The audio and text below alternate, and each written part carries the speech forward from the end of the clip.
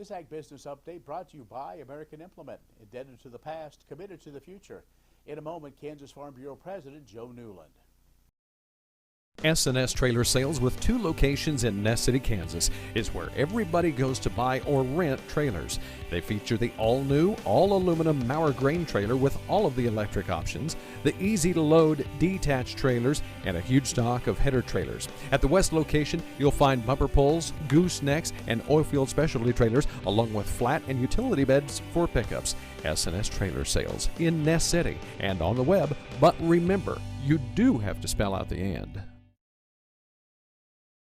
Wolfter Construction and Irrigation has been around a long time, and a lot of folks have trusted them to design, build, and service all sizes of commercial and on-farm storage for grain and equipment. Wolfter is also known for their outstanding irrigation division, where they stock a complete selection of nozzles, regulators, drops, gear drives, electrical, and structure components. Looking for an electric motor? Wolfter has a large selection in single and 3-phase. Next time, reach out to the pros who have decades of experience at taking care of business the right way. Wolfter Construction and Irrigation. And our guest is the president of the Kansas Farm Bureau, kind of our yearly catch-up after their annual meeting, Joe Newland. Joe, good to see you. Well, thank you, Ken. What a great opportunity it is to visit with you about an opportunity I had the last few days. All right, so as we're talking, we're taping this just really moments after the election, back in the home office now, getting ready to go on. So let's review. This was your first year as being president of Kansas Farm Bureau. What were some of those highlights and some of the things you shared with those at the convention? I think the best thing that I could say is the people that I get to work with. Getting to know the other state Farm Bureau presidents is just so unique of an opportunity. These individuals are some of the best in the country. That to get to visit with them and discuss issues that affect us on the national level, that's pretty special, because whatever we do in the state, it's big, but when we work on the federal issues, that's really huge. In your comments at the annual banquet, you talked about, the partnerships that you've seen formed and some of the partnerships this team has now brought together with some traditional ones and maybe not so traditional when you look at trying to find solutions. Correct. And the U.S. Agricultural Partnership Plan, that we can partner with other partners, other states, other entities of all kinds, to discuss and come up with solutions to, issues that really affect us here in Kansas. Take, for instance, the Prop 12 issue that we had in California that truly does affect us in Kansas. And so you have that. Of course, our Engage Kansas, where we can help train leaders for the future across the state, especially in our rural communities. We need to make sure we are training the leaders for tomorrow there. There are several different groups that Kansas Farm Bureau sponsors and does leadership training, and those go back. And now we're seeing some of those that they've gone through there to really step up and take leadership roles. And so we're seeing those finally pay dividends in growing those local communities where those farmers and ranchers serve. Exactly. Our leader circle, where we have past and present leaders come together to actually help fund our KFB leadership program. It's extremely important that we keep that going and make sure that we're training those future leaders. But then also our 2-year program with the Caston Fellows, which is very intense leadership training for international and abroad trips as well. But that type of study really does prepare those people for the world, and we can't just depend on leaders for today in this state, but it is on the international level as well. We're talking with Joe Newland, who is the president of the Kansas Farm Bureau, just wrapping up their annual meeting as we're recording this. We're going to take a break and then talk about some of those policy and other things that came out of the meeting. We'll do that in just a moment. Would you like to see something done about high gas prices and low unemployment? Western Place Energy in Campus, Kansas is doing something about it. They're a proud part of Growth Energy, America's ethanol supporters, and they employ 38 people and will be adding more following the expansion. Ethanol fuel not only reduces the cost of regular gasoline, it's good for the environment and keeps money right here in the United States while supporting local rural jobs. Western Plains Energy, doing something for the future.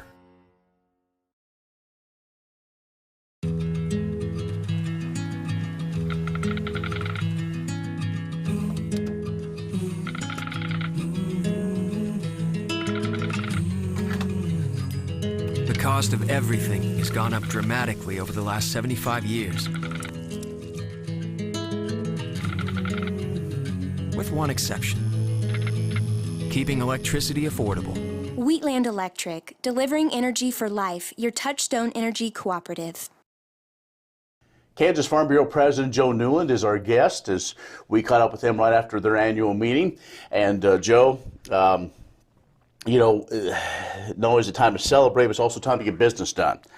And Farm Bureau did some business, and one of those is looking at leadership. And you did have some new members come on the women's conference committee type thing, and to do a lot of those. And that's changed over the years. They're very active farm women on that committee. Oh, absolutely. The women's committee is totally different, I would say, because these are women that are absolutely involved in their local farming operations, getting into these leadership positions that they can be very influential on what we do as an organization. So it's very important. We had new members get onto that state committee now, and so you'll see a whole different format. Laura Hafner is, of course, the chair, and she is just doing an absolutely phenomenal job getting and focused on what is important not only to the women, but agriculture in general. Also, the voting delegates chose a new vice president. Now, somebody that's familiar to a lot of folks and currently serving on the KFB board, but a new number two in a sense. That is correct. Every other year we select a new vice president, as we do every other year on the presidency. And this year we elected Glenn Bronkow from the 1st District, and he will start serving immediately. Right. Glenn is well known across the state. You know, he worked in Extension, and so people from the west to the east know Glenn, and I think it's a great opportunity for a young man to really step up and step into another leadership role, and I think he's a good fit. Jeff Grossenbacher has been an outstanding vice president.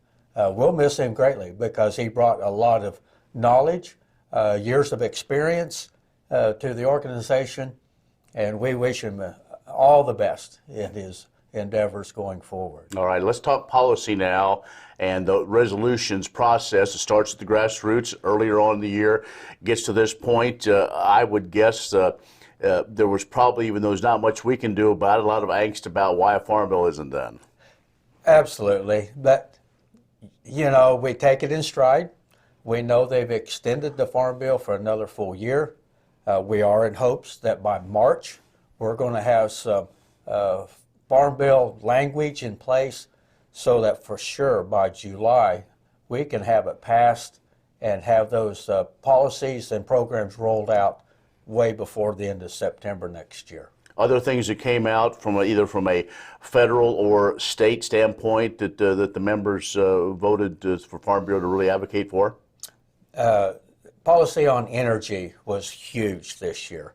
A lot of new policy, especially on transmission line sidings, the use of eminent domain. So we'll see, and we'll be visiting, of course, with you and others in the legislature coming this new session on a lot of new energy programs. Water will continue to be a big issue across the state. We can see now how important our reservoir systems are to us, and of course the aquifer. Those problems aren't going away. You know, we continue to see these reports that come out and see what farm income is in 2023. You know, we kind of got used to that where we were maybe the year before. It's been a bit of a change. What kind of message do you have to your members that Farm Bureau can do to try to help that bottom line? I mean, there's a lot of challenges, a lot of folks that are concerned as they go to their banker to renew that operating loan for another year.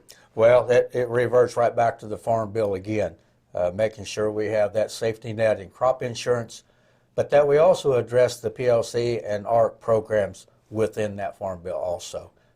Changes need to be made because farmers, because of droughts or whatever the instance, they're suffering. And we need to protect the food system that we have because it is a federal issue, but it is a national security issue. All right. And so we need to make sure it stays safe.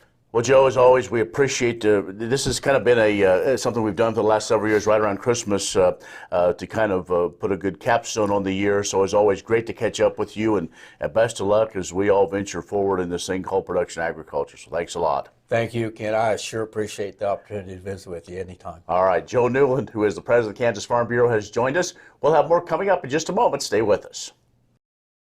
When you've had a best friend for over 50 years, you develop a trust. And the Scott Co-op has been a trusted rural friend since 1957. A co-op keeps money in the area, doing business for and with their members. And that helps keep their hometown thriving with keeping money in the community. Scott Co-op is not just an elevator. It's the rural way of doing business. So, when you see an elevator, remember your friends at Scott Co-op.